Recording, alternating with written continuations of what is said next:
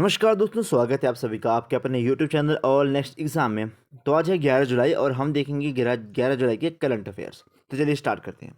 आज का हमारा पहला प्रश्न है, हाल ही में किस देश ने अपना computer operating system open Kylin launch किया? तो ये आपका लॉन्च किया है चाइना ने। इसकी राजधानी बीजिंग है और बीजिंग के अंदर ही आपका एससीओ का मुख्यालय भी है।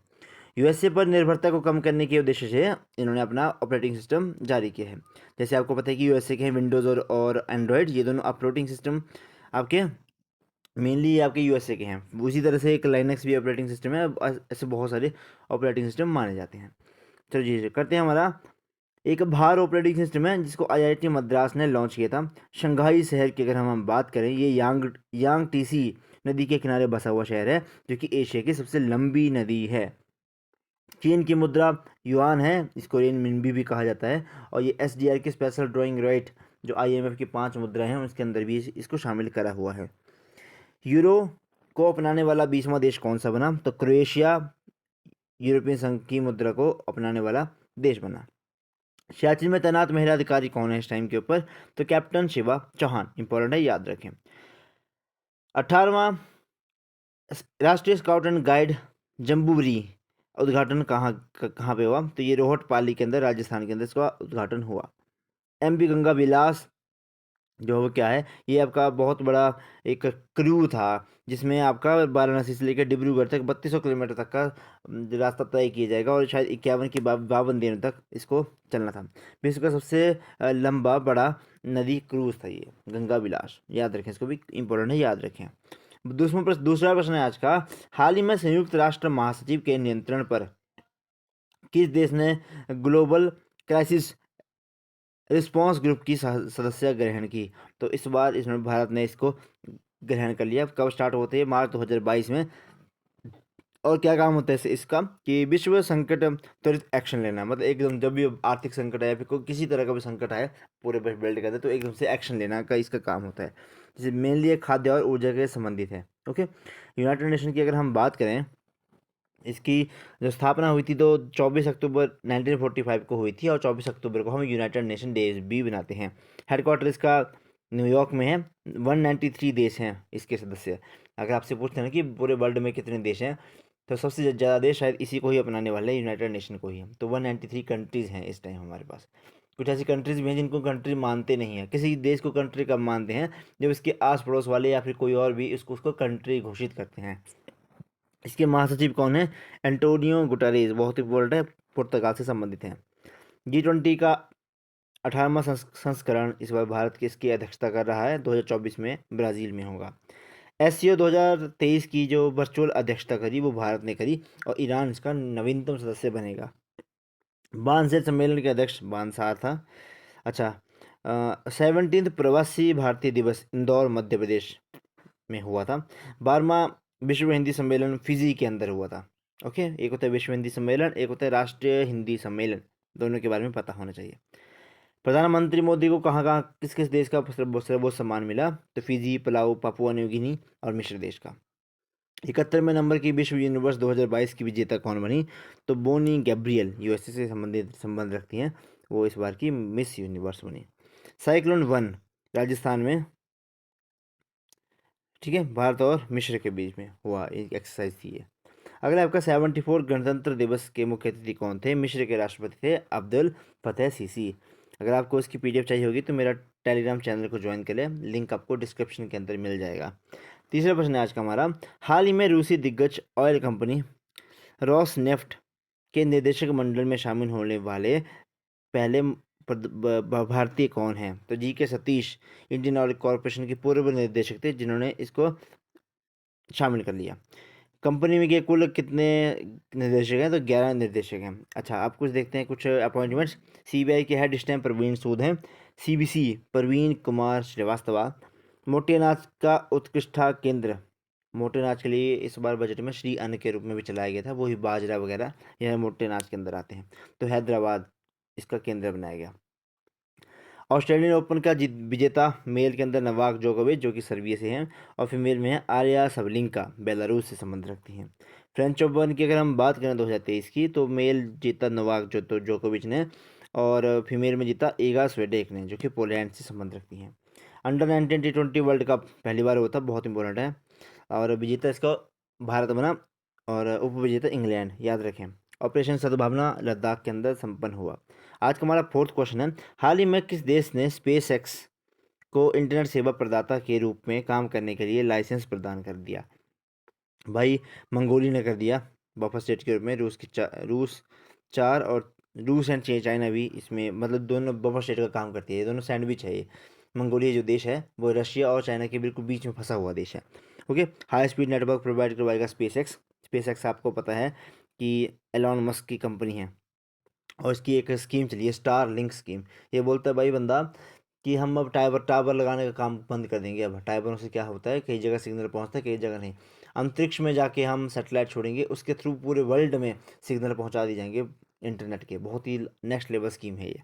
ओके, कहीं भी आप किसी पहाड़ पे हो, किसी नदी में हो, किसी नाले में हो, किसी समुद्र में हो, हर जगह आपको इंटरनेट की एक्सेस हो जाएगा।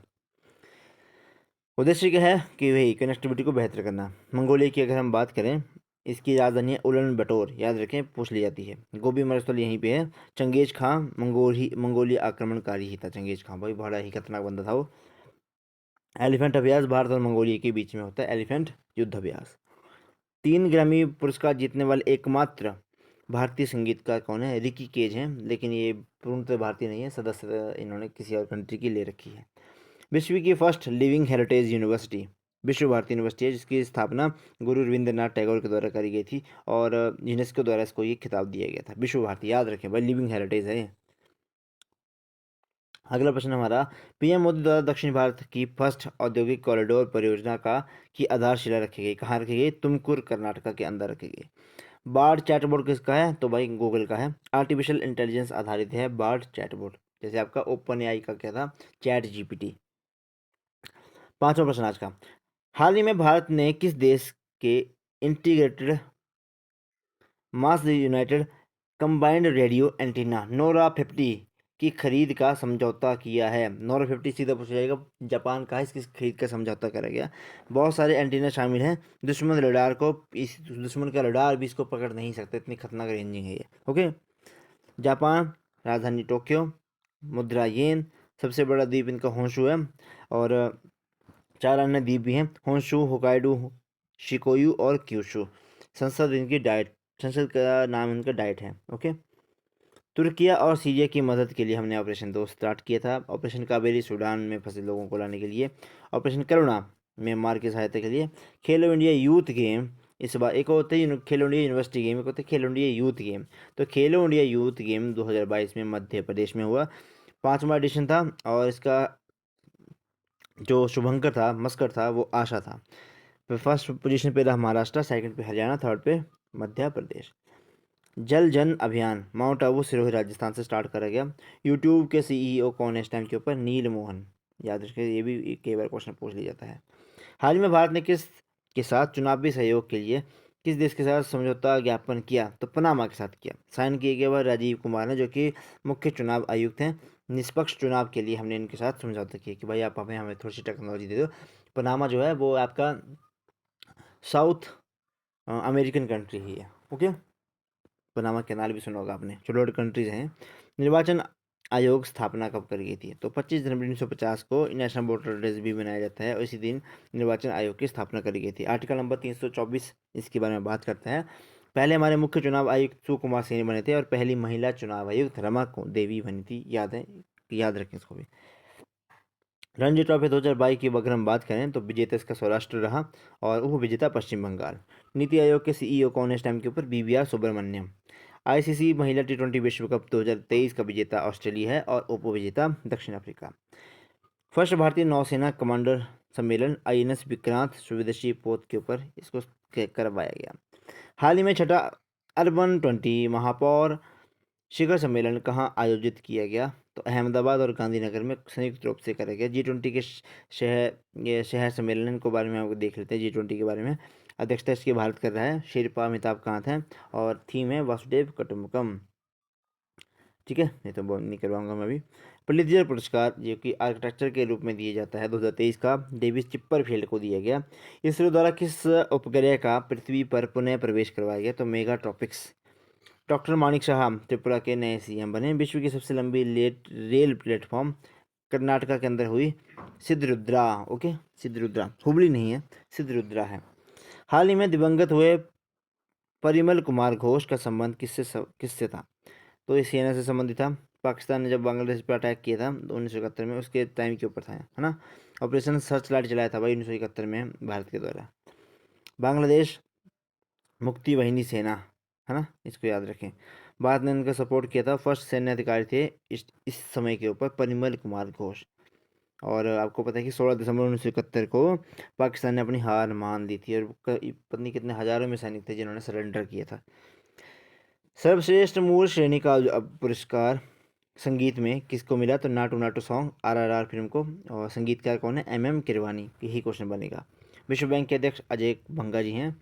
एससीओ का नया सदस्य ईरान को बनाया जाएगा। और सुंदरजा आम का जीआई टैग मध्य प्रदेश को दिया गया। 9वां प्रश्न आज का। हाल ही में चर्चा में रहा मोजेट वायरस ने किस फसल को प्रभावित किया है? तो टमाटर की फसल को, कर्नाटक और महाराष्ट्र के अंदर। महिला प्रीमियर लीग आईपीएल जैसी फर्स्ट बार हुआ था और 5 टीमें खेल रही थी। मुंबई इसका विजेता रहा था, मुंबई इंडियंस इसका विजेता रहा था। फर्स्ट संयुक्त राष्ट्र जल सम्मेलन न्यूयॉर्क के अंदर संपन्न हुआ। एबल पुरस्कार गणित का नोबेल पुरस्कार है, ये लुइस कैफरली को दिया गया। एनडीबी का मुखिया कौन है? डिल्मा रोसेफ, ब्राजील से संबंध रखते हैं। हाल ही में किस राज्य ने अम्मा पोखरी योजना प्रारंभ की? तो उड़ीसा के द्वारा इसको स्टार्ट करा गया। शहर कौन सा था? इसको कहा जाता है भाई तालाबों का पुनर्जीवन। ओके, अम्मा पोखरी। उड़ीसा ने ही मो घर योजना, मो जंगल जामी योजना, ये सारी स्टार्ट करी हैं। एशिया का सबसे लंबा 4 किलोमीटर का अंतर्राष्ट्रीय liquid field mirror telescope Uttarakhand में स्थापित करा गया। 4 मीटर है भाई। वर्ल्ड हैप्पीनेस इंडेक्स भारत की रैंक 126। सरस्वती सम्मान 2022 का किसको दिया गया? शिव शंकरी को दिया गया, इनके जो सूर्यवंशम के लिए।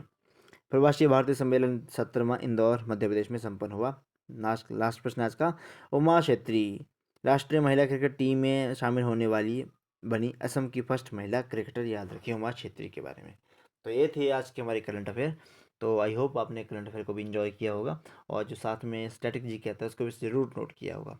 एक न एक दिन हफ्ते के बाद देखना आपके पास एक बड़ी ऐसी कंपाइलेशन बन जाएगी। ओके, तो आज की वीडियो को हम यहीं पे समाप्त कर रहे हैं। आपका दिन शुभ रहे। धन्यवाद। जय हिंद, जय हिमाचल।